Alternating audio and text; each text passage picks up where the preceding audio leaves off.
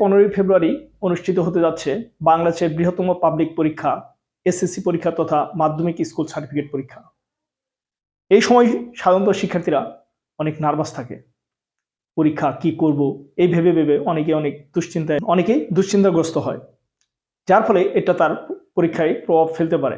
কারণ অধিক দুশ্চিন্তা কখনোই পরীক্ষার জন্য কল্যাণকর নয়। আবার এমন অনেক শিক্ষার্থী আছে যারা পরীক্ষা আসতেছে কিন্তু ওইরকম কোনো টেনশনই নেই, এটাও শিক্ষার্থীর জন্য কল্যাণকর নয়।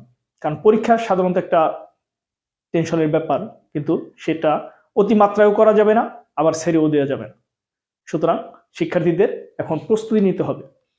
এই প্রস্তুতিটা কিভাবে নিতে হবে শিক্ষার্থীকে অবশ্যই চিন্তা করতে হবে। এতদিন যা পড়েছ সেটা এখন রিভাইজ করতে হবে। আবার কিছু বিষয় থাকে পরীক্ষার হলে আমি কিভাবে লিখবো, কোন প্রশ্ন আগে অ্যান্সার করব, কোনটা আগে করলে ভালো হবে। তো অবশ্যই তোমাকে মনে রাখতে হবে সহজ প্রশ্নগুলো থেকে উত্তর করা শুরু করতে হবে। তুমি প্রশ্ন দেখে তোমাকে সিলেক্ট করতে হবে কোন প্রশ্নটি তুমি সবচেয়ে ভালো পারো। আরেকটি বিষয় হচ্ছে সময় বিভাজন। এটা খুবই গুরুত্বপূর্ণ বিষয়। এটা পরীক্ষা হলে যাওয়ার আগেই বা এখন থেকে তোমাকে চিন্তা করে ফেলতে হবে যে তুমি এক একটা প্রশ্নের কত মিনিট সময় ব্যয় করবা। এই ক্ষেত্রে দেখা যাচ্ছে আমরা গণিতের উদাহরণটা দিই। গণিতে 11টি প্রশ্ন থাকে সৃজনশীল। 11টি সৃজনশীল থেকে তোমাকে অ্যান্সার করতে হবে 7টি। এর জন্য তোমার বরাদ্দকৃত সময় 2 ঘন্টা 30 মিনিট। 2 ঘন্টা 30 মিনিটকে আমরা 7 দিয়ে ভাগ দিলে 21 মিনিট সামথিং আসে। 21 মিনিটের একটু বেশি, কিন্তু সেক্ষেত্রে তোমাকে অবশ্যই মনে রাখতে হবে এক একটা সৃজনশীল তুমি 17 থেকে 18 মিনিটে যেন শেষ করতে পারো। এখানে তোমার বরাদ্দকৃত সময় মনেই রাখতে হবে সর্বোচ্চ 17 মিনিট, যাতে করে তুমি এই সময়গুলা পরবর্তীতে অঙ্কটি রিভিশনের ক্ষেত্রে কাজে লাগাতে পারো।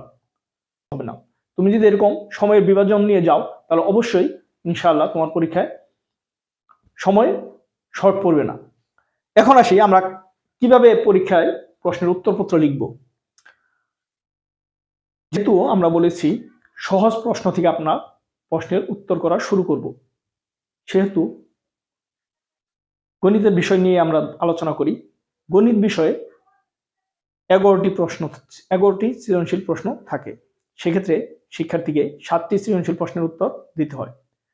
এখন ধরি একজন শিক্ষার্থী সবচেয়ে ভালো পারে ঘ বিভাগের পরিসংখ্যান প্রশ্নটি, এবং সেটা হচ্ছে 11 নং প্রশ্ন। তাহলে সে কি লিখবে? ঘ বিভাগ লিখে 11 নং প্রশ্নের উত্তর লিখবে 11 ক। শেষ হলে সে লিখবে 11 খ। ওটা শেষ হলে সে লিখবে 11 গ। এখন আসি কোনো শিক্ষার্থী 11 ক তখন তার মনে আসতেছে না বা কিছু লিখে আটকে গেছে, সে তখন কি করবে? সে 11 ক লিখে, যদি সে ওটা তখন মনে না আসে সে ওটার জন্য জায়গা রেখে দিবে। জায়গা রেখে দিয়ে সে 11 খ লিখবে। পর্যাপ্ত পরিমাণ, দরকার পড়ে একটু বেশি জায়গা রেখে দিবে। তারপর 11 খ শুরু করবে, 11 খ শেষ করে 11 গ শেষ করবে। তারপরে যখন সে আবার পুনরায় দেখবে সেখান থেকে সে 11 কটা লিখবে।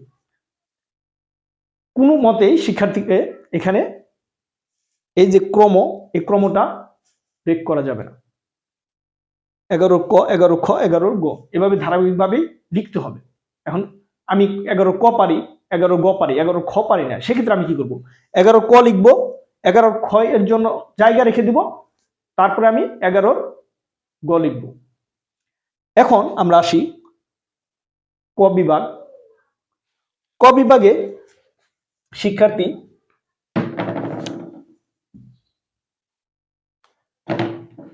ক বিভাগে প্রশ্ন আসে 1, 2, 3।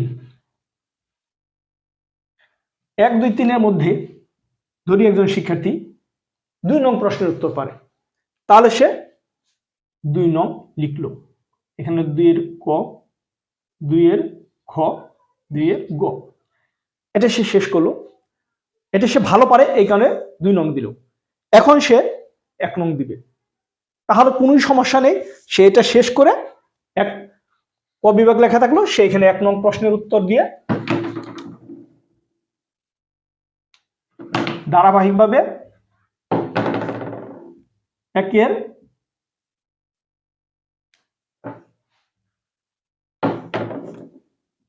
ক,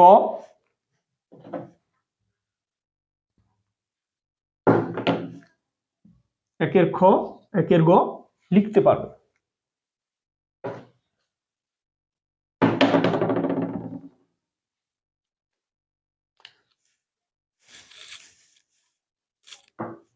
এখন আমরা আসি সে ক বিভাগ থেকে প্রশ্নের উত্তর দিবে। ক বিভাগ থেকে সে 1 নং প্রশ্নের উত্তরের চেয়ে 2 নং প্রশ্নের উত্তর ভালোভাবে পারে। ক বিভাগে সাধারণত 1, 2 ও 3 নং প্রশ্নের উত্তর থাকে। তো এখন সে 1 নং এর চেয়ে 2 নং ভালোভাবে পারে, এই কারণে সে ক বিভাগ লিখে 2 নং প্রশ্নের উত্তর লিখে।